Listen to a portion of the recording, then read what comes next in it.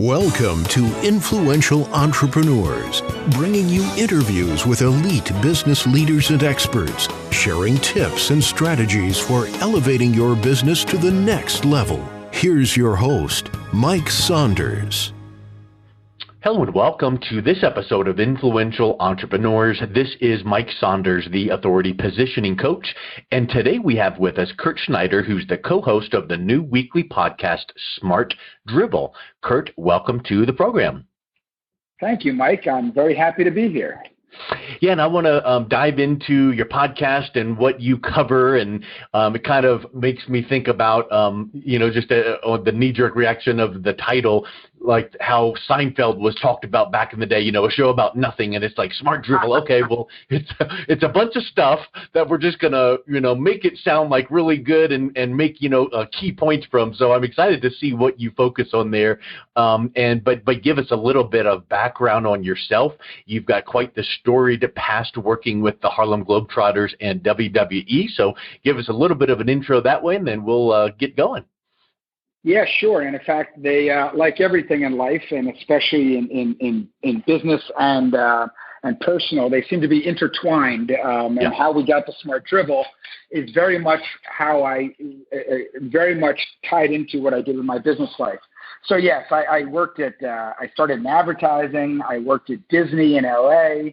I worked at Fox Sports Net. We launched that network when we were competing against ESPN. I had the entrepreneurial bug in Internet 1.0, and I was CEO of a .com company back in 99 to 2002 called Asimba. We actually, Mike, we had a app on the Palm Pilot. Remember the Palm Pilot? I remember that, and I had one.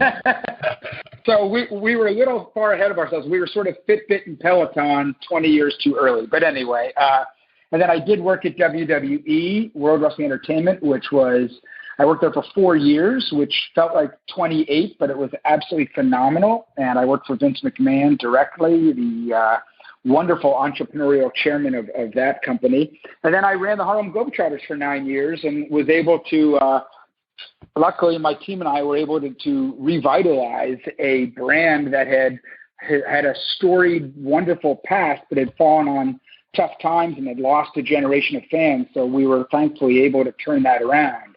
And what happened was I was part of this business group called Young Presidents Organization, YPO. And I was going through the executive ranks of that organization, and I had a guy who I met who became a friend of mine, who was also going through the same sort of ladder, and his name was Jon Ellenthal, the ladder of executive titles. And we would address the crowd or the chapter of other presidents once a month. And for about 3 or 4 years, the two of us would get up and talk about something. And even though we were talking about the agenda or what was going to happen the next meeting or whatever it was, we ended up riffing, and people thought it was hysterical. And they always said to us, you two guys should do a screenplay or write a television show apropos of Seinfeld. And we always talked about it, but we never did.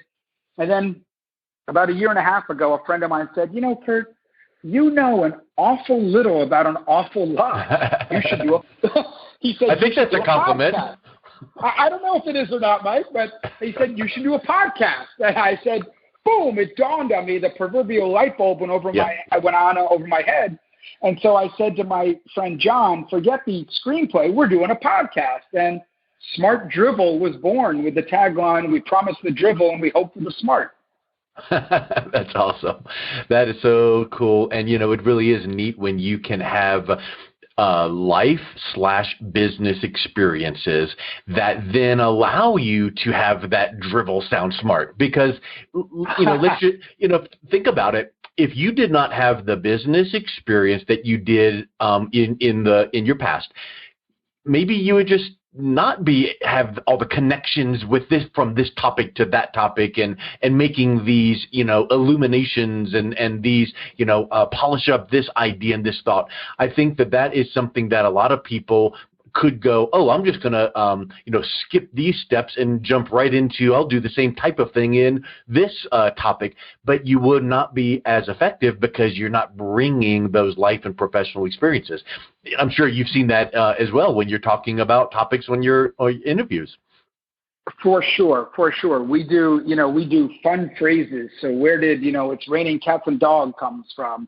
Where did chairman of the board come from? We did an episode on where do expressions or acronyms come from, like the word posh. When someone says, oh, this is so posh. Well, we tell you where that came from. It actually comes from when the British were colonizing India. And the aristocracy, if you had enough money, you wanted to be on the boat in the shade the whole time. So going from England to India, you wanted to be port out, starboard home, posh. Oh, wow. So that's an episode. We talk about that. We talk about where did the names of there's a lot of names of songs with women in the title. Who were those women behind the songs? We talk about if we were deserted on a desert island and we had to agree on one book and one piece of food and one record album and one technology item, what would we bring? So we have a lot of fun, and you're right. It comes from both of our paths as working in business and our entrepreneurial bent, because like, on a podcast, like being an entrepreneur, you have to be flexible. You have to have a vision that's very clear, but you have to have flexibility in your plan. And that's sort of what we do along the way.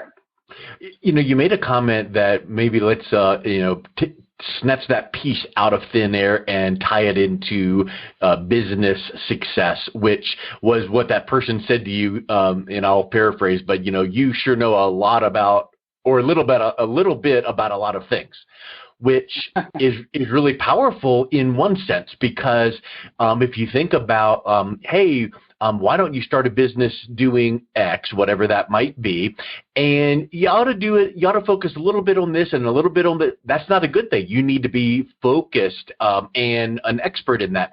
But with the concept of knowing a little bit about a lot of things, that becomes, in my opinion, potential for CEO material. And it reminds me of that Henry Ford story example where they had him on trial and he's like, look, you don't know this and you don't know this and you don't know that. You're not really smart. And he goes, oh, but I am, because with one press of a button, I can bring in my chief of whatever department and they know it. I don't need to know it. I just need to know about it. So talk a little bit about knowing a little bit about a lot of things, but then how to bring that and land that home so that you're really building that, cohesive team of really the experts within that organization. Sure. Well, I think, what do they say? Youth is wasted on the young, right? I think had we all known back when we were younger, starting out in business, what took us years to learn, we'd all be better off. When you start off in any business, you want to learn as much as you can, but you want to express and show off that you know all these different things and you're an expert in this and expert in that, so you can get promoted, you can get noticed, etc. But the juicy irony is, you're right, the best CEOs at the top of the organizations are not the people that know everything, are not the people that know the depth of everything, but people who have the understanding of my hands on the tiller. I know where I want to go in the boat, but I have no idea how the sail works. I have no idea how the anchor works. I have no idea how navigation works, but I have people who can help me get there. And it's a team effort all the time. You don't need to know everything. You need to have the vision and then the ability to cohesively bring it all together. And, that's sort of what we do with our podcast is we come up with a topic every week, and then we just meander with it, but we know a little bit about it to go with the facts, and then we take off from there. Yeah. Yeah, and I would suspect that you get I don't know, like 2 levels into a certain topic, and you and your co-host are talking about this, and then he says something that makes you think of a whole new perspective, right? And you wouldn't have thought about that until you had gotten 2 or 3 levels or questions in, and I think that's where many times the magic would happen. For sure. And by the way, it's the same thing in business, right? Yeah. So what people say they love about our podcast is they say, look, I feel like it's a conversation. I'm laughing and learning at the same time. But what you guys do is you go down one path and then boom, you've gone down a different path.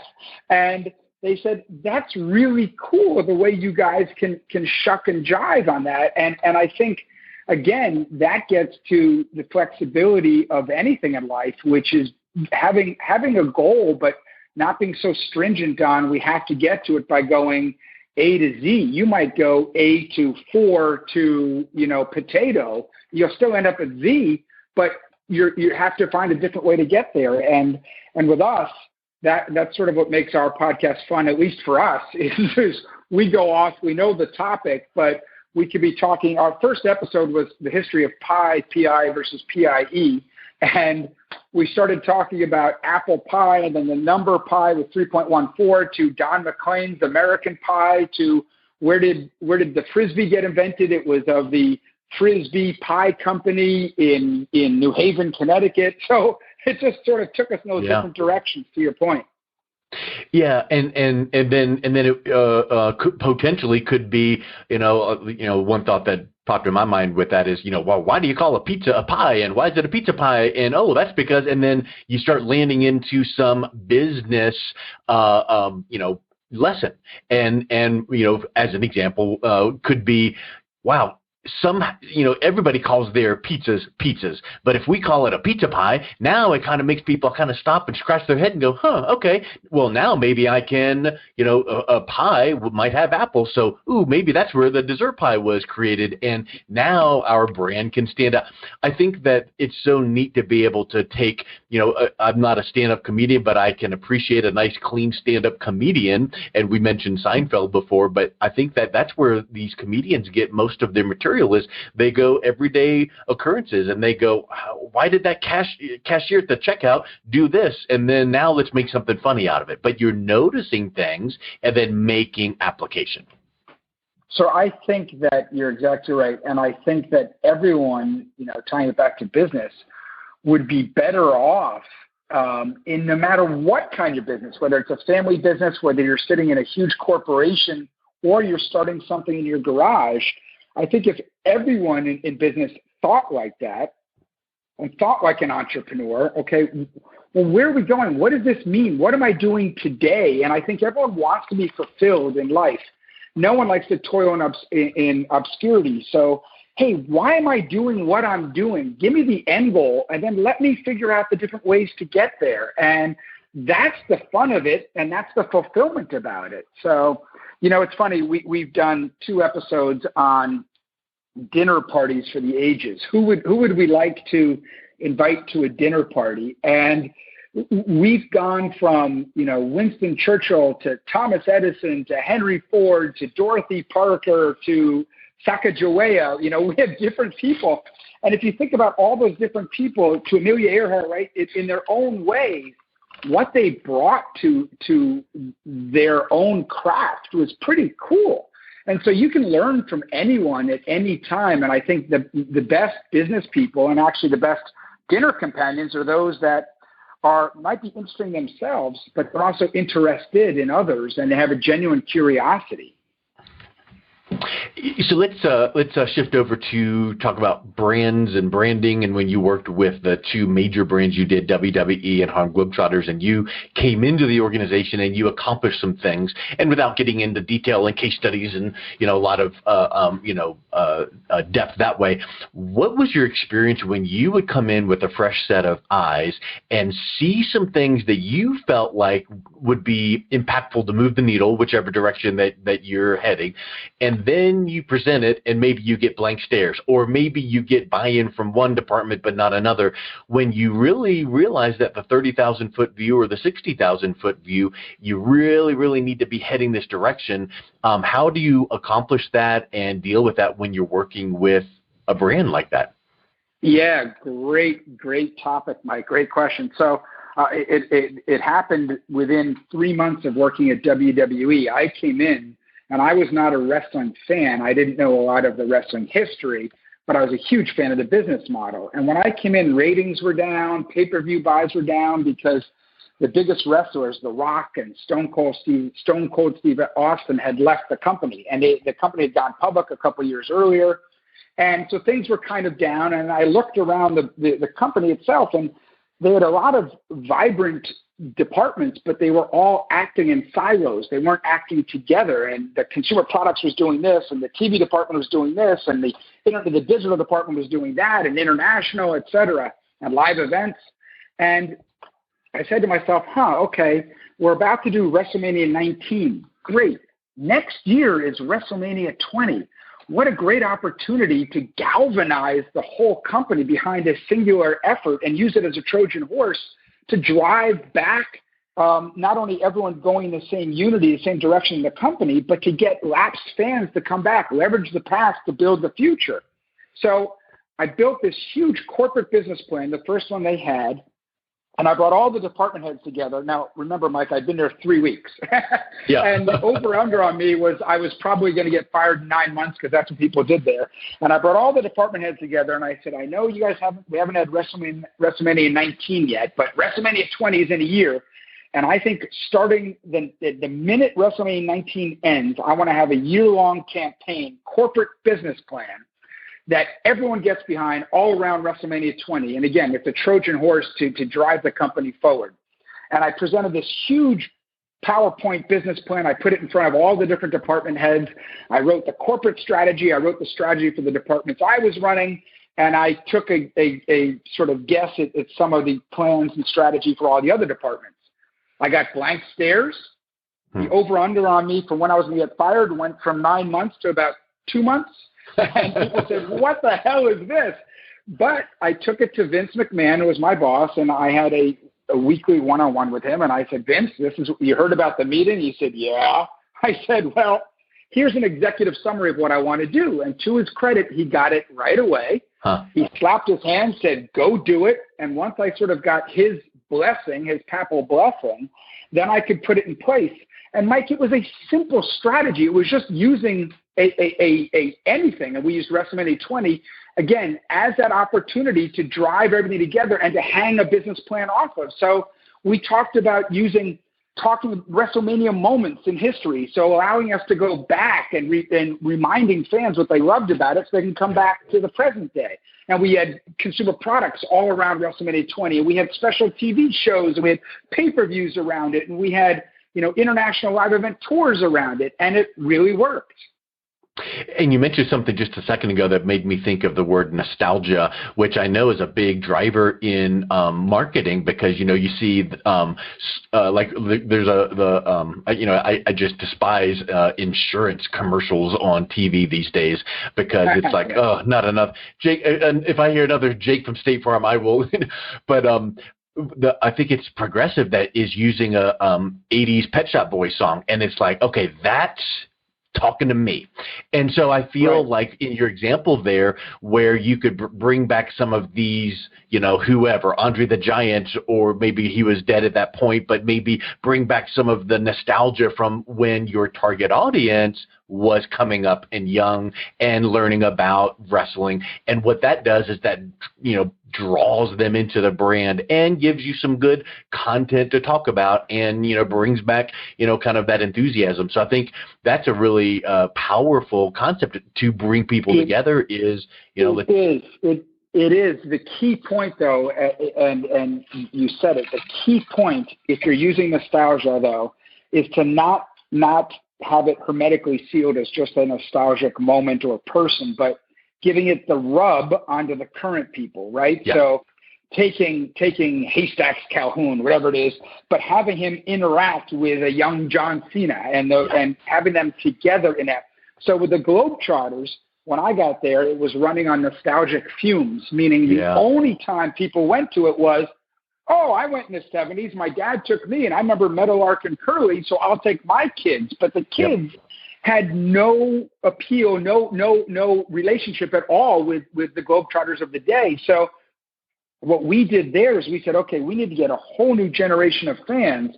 We're going to keep the nostalgic rub going because it is a great brand, and we're going to use Curly Neal and Meadowlark Lemon. But we're going to, when I talked to Curly about coming back into the organization, I said, anytime you're being interviewed, you must, and anyone asks you a question about the Globetrotters, you tell a story about the past, but you immediately link it to the present. because that's how you need to do it and make it relevant to the people of today. So nostalgia is indeed a powerful tool, Mike, but it has to be used not in and of itself as nostalgia, but as a connective tissue to today. Yeah, I think that is, to me, that is the switch that needs to get flipped on, that if it's not, it just is like a memory and it falls flat. So that's right. A big piece, because you want that feeling and engagement, enthusiasm, but you need to make it relevant. And that's where brands probably, we could, point out case studies where they missed. So I think that was really a neat example of both WWE, Harlem Globetrotters, brands, and all of this centers around your new podcast where you talk a little bit about a lot of things. So let's wrap up here and just kind of give the listeners an idea of where they can learn more about this. And Kurt, your Smart Drivel, what's the link where they can subscribe and learn more about your podcast? Thanks, Mike. Yeah, so my co-host Jon Ellenthal and I, every week put out a new episode at 9 a.m. Eastern, and we're on Apple, we're on Spotify, we're on YouTube, we're any place you can get your podcasts. We also have smartdrivel.com. We have a robust social media presence on Instagram and Twitter and Facebook. And our tagline is, we promise the drivel, we hope for the smart. We talked about how beer saved the world. We talked about where weird words come from. We talked about our pet peeves, where we'd like to go on a road trip. And it's just a fun conversation where you can laugh, you can learn, and hopefully have fun. Well, Kurt, thank you so much for coming on today. It was a real pleasure talking with you. Mike, you too. I really appreciate it and had a lot of fun myself.